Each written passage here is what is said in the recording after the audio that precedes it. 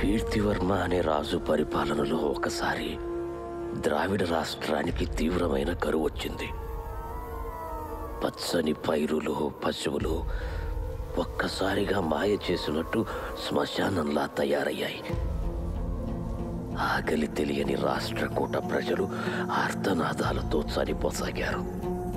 ఊహించని ఈ పరిస్థితికి ఏం చేయాలో పాలుపోని సమయంలో రాజు తాను ఒక్కడే రాజ్యమంతా తిరుగుతున్నప్పుడు ఊరి చివర ఉన్న సుబ్రహ్మణ్య స్వామి విగ్రహం కనపడింది. ఆ విగ్రహం వద్దకు వెళ్ళి, స్వామి, ఈ కరువు దారిద్ర్యం నుండి మా రాజ్యాన్ని రక్షిస్తే నీకు నా తాహతుకు తగ్గ రీతిలో గుడి కట్టిస్తానని మొక్కుకున్నాడు.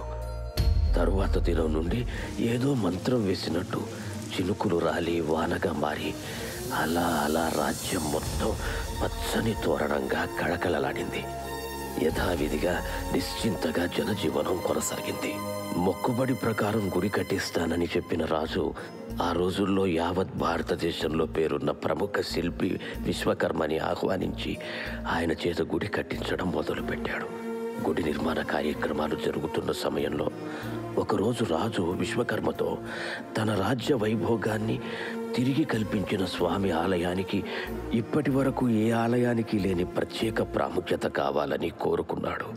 అందుకు తన వంశపారంపర్య సంపదైన మరకతమణి ఏమైనా ఉపయోగపడుతుందా అని ఆ మణిని విశ్వకర్మకు అందించాడు.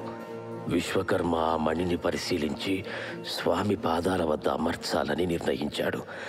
పాదాల వద్ద ఉన్న ఆ మణి మీద చంద్రకిరణాలు పడితే అవి 100 రెట్లు ఎక్కువ ప్రకాశవంతమైన వెలుగును విరజిమ్మేలా అమర్చాడు. కార్తీక పౌర్ణమి రోజు మాత్రమే చంద్రకిరణాలు మణి మీద పడేలా గుడిని నిర్మించాడు విశ్వకర్మ. అలా కార్తీక పౌర్ణమి రోజు మణి మీద పడిన కిరణాలు కొన్ని వేల రెట్లుగా తిరిగి గుడిపైకి ప్రసరించి ప్రకాశవంతమవుతాయి. యావత్ ప్రపంచంలో ఈ దేవుడికి మాత్రమే ఈ విశిష్టత ఉంది అని అనుకోవాలనే ఆశయంతో ఆ వెలుగు తాలూకు రహస్యాన్ని ఎవరికి తెలియకుండా రాజు విశ్వకర్మ అది ఒక దైవ రహస్యంగా ఉంచారు. ఇది వాస్తవం. రేపేగా కార్తీక పౌర్ణమి. మరి దీనికి పరిష్కారం స్వామి? జై